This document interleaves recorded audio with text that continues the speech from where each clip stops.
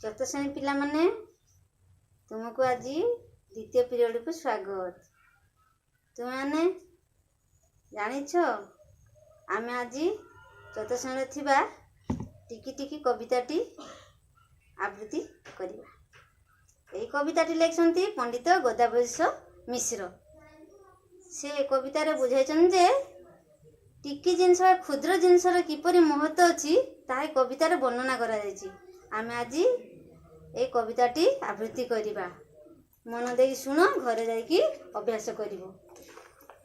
टिकी टिकी टोपा पानी रे गढ़ा होइछि सिंधु, दिसु नाही सिना आखि की तार असंख्य बिंदु। टिकी टिकी धूଳି कणिका मिसी होइछि धरा, पहाड़ पड़िया नगर सबु धूଳି रे गढ़ा। गोटी गोटी केते गछरे परा तियारी बन, एते लोक हित साधुची एते बांटुची धन। टिकी टिकी गोटी तारका फुटी गगने नीति, रातिर अंधार विनाशी तफा करंती खिति। लबे लबे दया हृदय देई पारे जिनर, से एका बोलाए जगते दया मयंक चर। पदु पद कथा मधुर जेहु भाषई मुखे, परकु आपना करी से बांधी पारई सुखे। टिकी टिकी कार्य सुगति जेबे देखाई पार, तेबे सिना मोते पिलाए जन्म करिबा सार।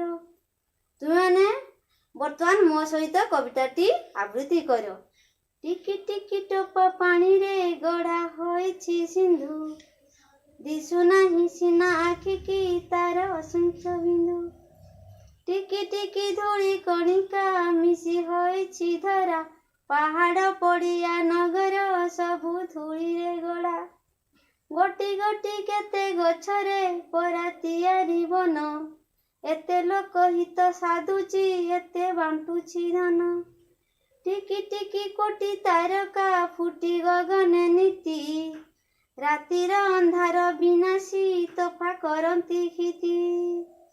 लबे लबे दया हृदय देई पारे जिनर, से एका बोलाए जगते दया मयंक चर। पदु पद कथा मधुर जेउ भाषई मुखे, परकु आपना करी से बांधी पारई सुखे।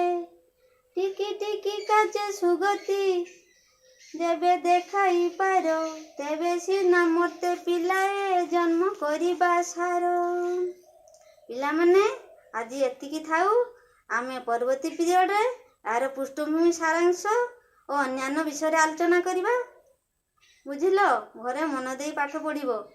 वर्तमान कोरोना महामारी समय, बाहर को विशेष बाहरिबो नाही, सबले मास्क पिंधिबो एवं हैंड वॉश किबा साबुन रे हाथ को बारंबार धोइबो।